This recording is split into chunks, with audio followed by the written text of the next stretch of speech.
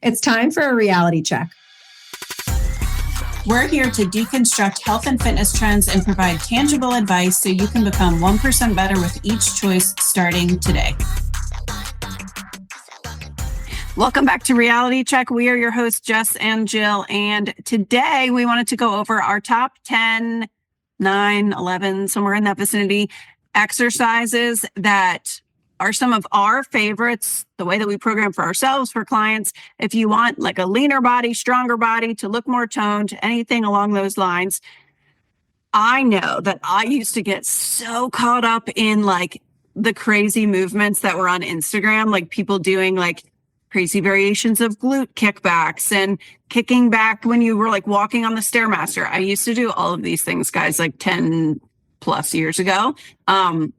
There's a little bit of shame for me saying that out loud, but I will fully own that that's where I came from. But these are, if you only did these 10 movements, truly, like you would make so much progress. There's so many variations of these. So we'll just go one at a time. But the first one is squat. And I know squat is a very broad term, generally speaking, because there are a lot of variations, but that's why it's on the list, because it's a compound movement and there are so many ways that you can utilize this movement pattern essentially. And it's something that is a function also. So like this is a function. This is not just for aesthetic purposes. One of my biggest pet peeves is if people go to physical therapy and they're like, oh, your knees hurt, stop squatting. I always ask like, how are you going to get up and down from the toilet? And they're like, oh, I don't know. Because you got to squat to get there, right? Like this is not a skill that we can lose. So if you are uncomfortable back squatting with a barbell, okay, goblet squat with a kettlebell or a dumbbell in front of your chest.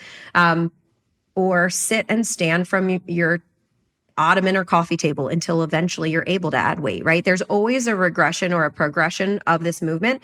But learning to squat and learning to squat really well is major for your entire body. This is not just a squat for good glutes. This is like, it works your core if you are doing it properly. It works your glutes. It works your quads. It works your hamstrings. It works your entire legs. And it is one of those like big bang for your buck exercises. So that's number one. Number two, deadlifts.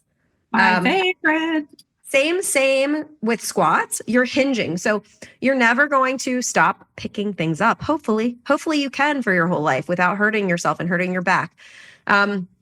So deadlifts, again, tons of different variations of this. If you are uncomfortable barbell deadlifting, you could probably get there. We could probably get you there. But start with dumbbells. Start with a single leg toe touch. Start hinging with one leg and balancing on the wall with the other without any weight at all. You're practicing that hinge pattern where you push your hips back, and then you drive through the hips, and it works your entire back of body. So we're strengthening our back. We are strengthening those long muscles that surround our spine. We're strengthening our glutes. We're strengthening our hamstrings and our calves. Really from top to bottom, our whole back of body. And if you're holding weights, you're also strengthening your lats because you have to retract and engage your lats in order to stabilize that weight without compromising form. I've just always been so quad dominant, and I was just a squat junkie for a really long time. And I always just wanted to squat as much as possible. Super unhealthy trait that I had for a while. So I don't know, put anything like posterior chain type of movement pattern is hinge patterns. They're just my favorite. And I love being able to connect in that way. Being such a quad dominant person. I hate that you squat so easily.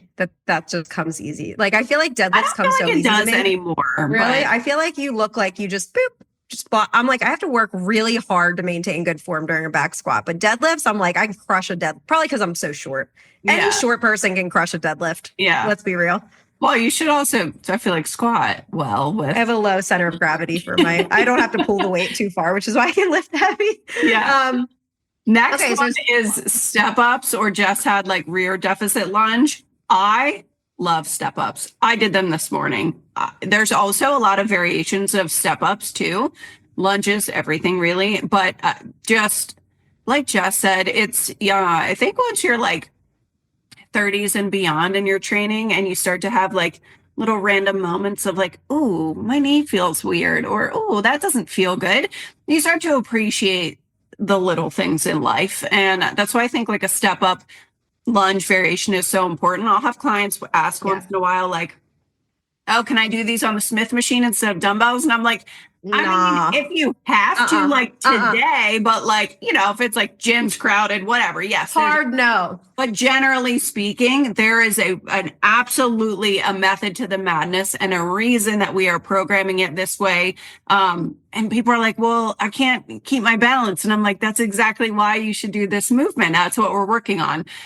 So there's a lot of, I think so often we think step ups, we think glutes, we think legs and all of those things, but there's so much more that goes into these movements beyond just toning your legs, growing your glutes and all of that, which I know is a lot of our focuses in the gym, and that's okay.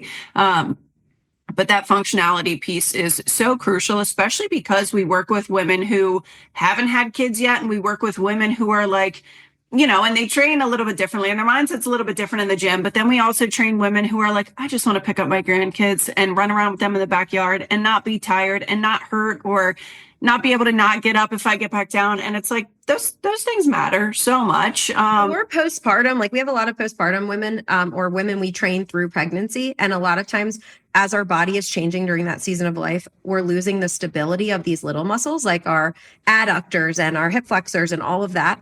Everything has to be involved if you're doing a step up or like a single leg deficit lunge properly.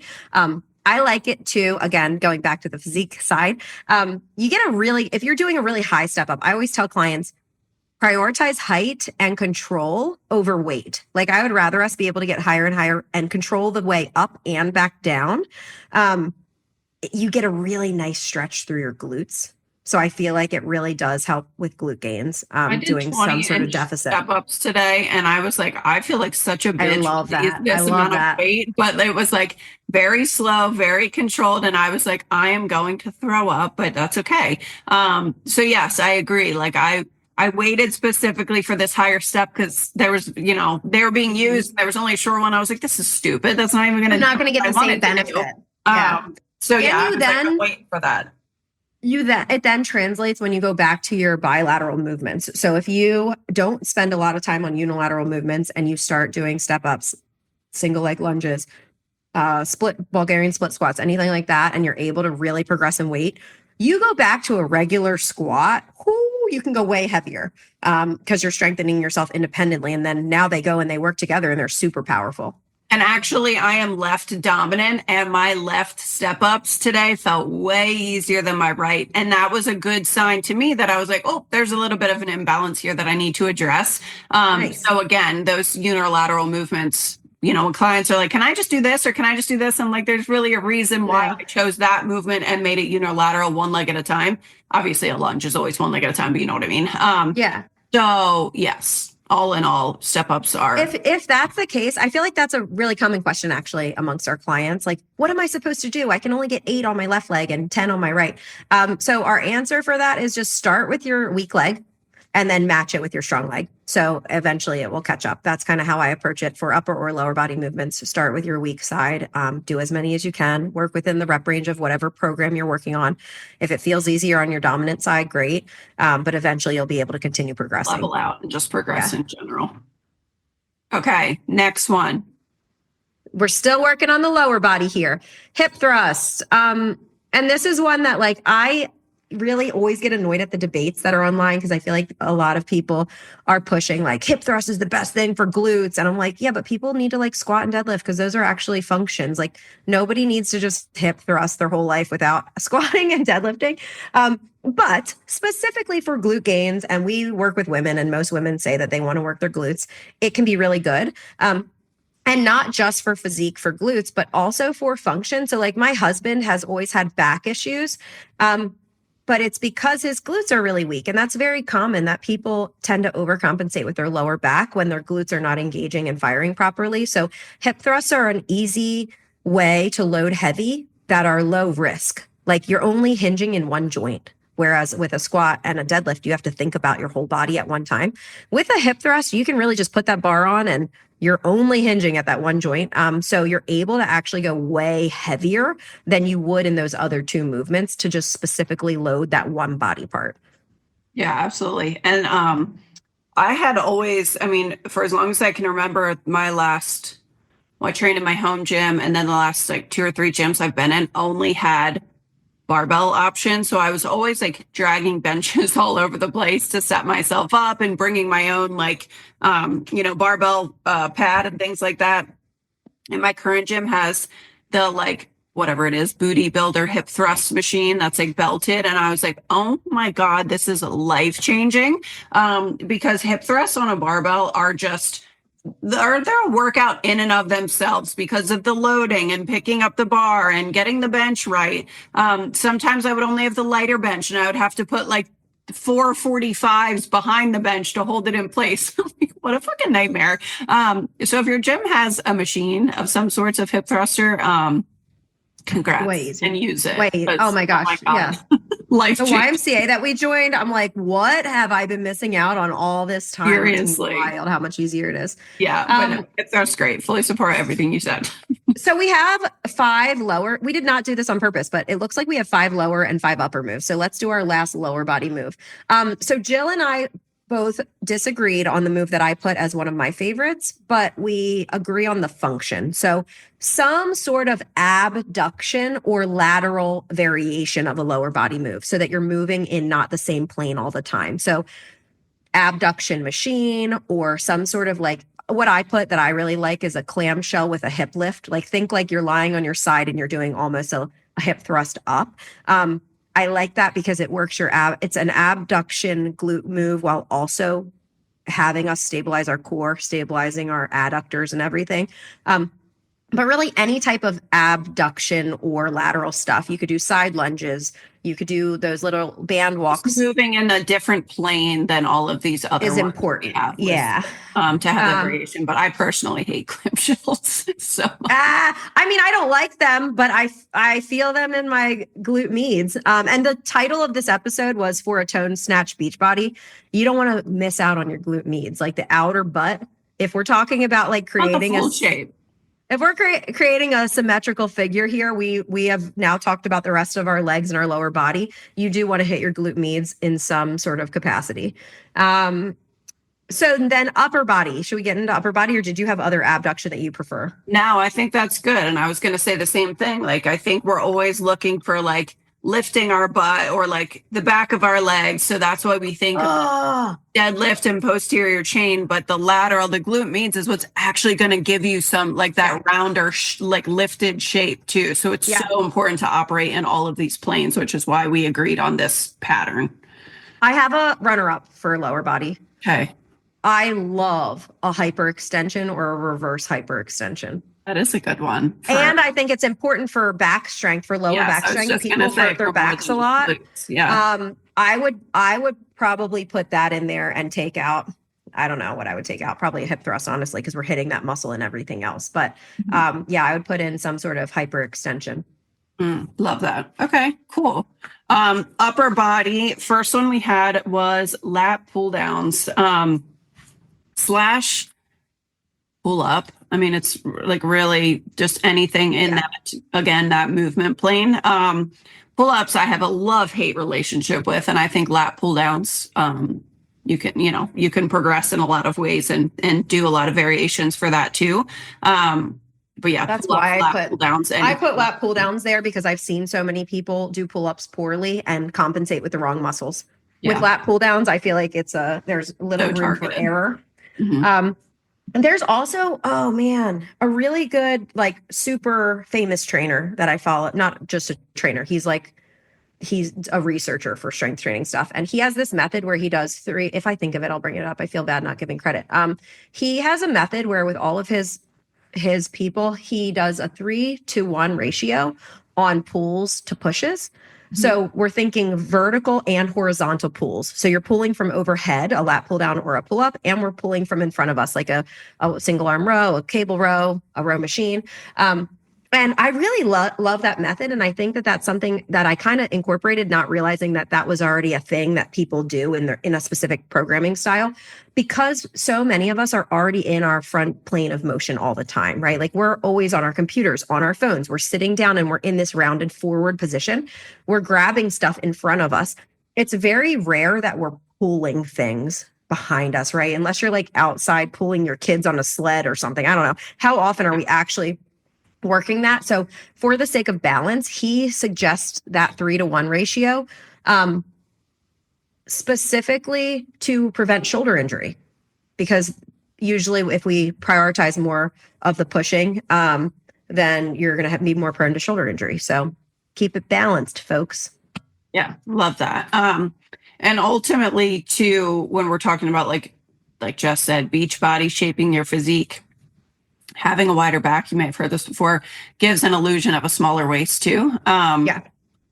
And I don't bet, like, if you were like, what's your favorite thing to train? I would be like back. And I know you and my husband would probably be like, are you sure it's not shoulders? Because I also love shoulders, but back is my favorite thing to train. It's my favorite thing to train clients on because most women don't prioritize it. So it makes a huge impact. And like, you will notice by the time you get to the end of this list, we do not have crunches or ab isolation on here at all. We do not have tricep kickbacks or arm isolation at all. And that is exactly what Jill just said. Like, building our glutes and our legs and building our lats and our shoulders creates this small waist, right? You can build muscle. You cannot spot reduce body fat just in one particular area. So just slaving away at trying to work on your abs is building those. It might be building your abs a little bit underneath, but it's not going to make it smaller. So we're building the other things around it. Okay. Let's stick with pulls. So we talked about overhead pull with a lat pull down, a pull from the front, right? So think one arm row, a cable row, a row machine. We really sorted this well, actually. This was impressive. We did not do this on purpose, but it's pretty good. So we've got our squats, our deadlifts, our pushes, or our pulls. And then last but not least, we have our pushes, right? Yeah. So overhead press, again, lots of variations for this. This is just one of my favorite movements. I don't know why. I just feel so strong when I do these. And I'm like, because they just look like, so good. Yeah. I feel like so many women think that they want like toned arms, but really what they want is bigger delts. If you can sculpt that little round ball of a delt and then your arm, then you have this little line in your arms. A little wave in your arm. Mm-hmm. So I think it makes a big bang. It's also one of the functions that people lose quickly when they get old, like reaching overhead in cabinets and stuff. So it's a great practice to do functionally. And then last in our pushes, some sort of push in the front plane, right? So we have the push overhead. Now we have the push in the front, just like we did a pull from overhead and a pull from the front. Push-ups or bench presses. Yeah. Period. I love a push-up. I love an incline push-up on a Smith machine or a squat rack because you can just keep adjusting it lower and lower and lower until eventually you can do a full range of motion push-up on the floor. I think a lot of women do them from their knees. One of my clients early on, shout out Shayna, showed me this and said, hey, actually another trainer I had me do it this way on the Smith machine. And I have used it ever since because it is so much better. You can get all the way down in your range of motion where your chest actually touches that bar. Whereas if we're doing them from our knees on the floor, basically our chest gets in the way. You can only get so low. So use an incline, and then eventually you can drop that Smith machine bar a little lower. And it's still going to be so hard if you have the Smith on the bottom thing, but you're not fully to the floor and you're still getting that full range. And all of those moves that we just said, when done correctly, you are also working your abs and your core the whole time, all of them. We gave 5 for lower, and then we just gave 4 for upper. Our last upper movement is kind of like a couple patterns that both of us really like. I would say this last upper body move we're going to say is not an aesthetic thing at all, but I think it allows you to do all those other moves we said better in terms of range of motion and mobility. So, I put either dumbbell pullovers or kettlebell windmills, and Jill put a Turkish get up. Now, dumbbell pullovers are good because you're hitting a lot of upper body, but also like the stretch and the control of the movement to make sure you're not going back too far. Your core has to brace during it. Yeah, it's definitely a good, like, well-rounded functional movement. And then the kettlebell windmills are similar. Like, I like it because again, most people tend to be in this forward rounded position from being at computers and on their phone. When we are doing a windmill, your arm is up and you're looking up, and you're allowing that kettlebell to pull your shoulder blade back into that little circuit the way it's supposed to be. And you're doing a hinge and you're connecting with your core. So your obliques are involved and your abs are involved as you're coming back to the top. But I have those on there for that reason. I had originally put rear delt flies on the list. And again, because most people live in this front space, that allows us to pull back. I think a lot of people neglect the back of their shoulders. But I think if you did either of these moves, that kind of hits that point too, but plus some. Yeah, no, I think that's good. I think that's, if you can do, and again, there's so many variations you can do of all of these movements at home or in a gym, and meet yourself at whatever starting point you're at, progressively overload in a lot of different ways with these movements. But like Jeff said, if something hurts or a movement pattern doesn't feel good, if you think that you're never going to need to reach overhead for something or squat down for something or step up over something in life again, it's a sad quality of life. Yeah, you're really like selling yourself short. So meet yourself where you're at. If that means squatting back onto a really tall stool and that's all you can do for now until you progress, like there's a lot of ways to progress through these movements to master them in all different forms. So, and then that's it. I feel like a lot of women, we get messages a lot about like, yeah, but I really just want better arms. I just really want toned arms. I want to hit on that real quick before we wrap this up. Every time you do a push movement, anytime you do a push up, anytime you do a bench press, you are also hitting your triceps. Okay. So you are getting your arms. You're recruiting more than just your chest in something like a press. Anytime you are doing a pull, a row, you're also working your biceps. A pull up, you're also working your biceps. So we are hitting every single muscle group in this list that we've just given you. I do not prioritize abs, calves, biceps, triceps, because all of these things we just went over hit those things. If I have extra time and I want to play around, sure. I did literally do calves yesterday for the first time. That's funny. 5 years. I used to I used to train every single body part religiously. And they're so sore. But yeah, you don't need to be like grinding in the gym on those smaller body parts because you can just get a bigger bang. Again, we're all about like, how can we make our training smarter so we don't have to slave in the gym 7 days a week? Right. Yep, 100%. So anyway, that's our top 10-ish exercises for your toned, hot, lean little beach bod. So hope that was helpful and see you guys next time.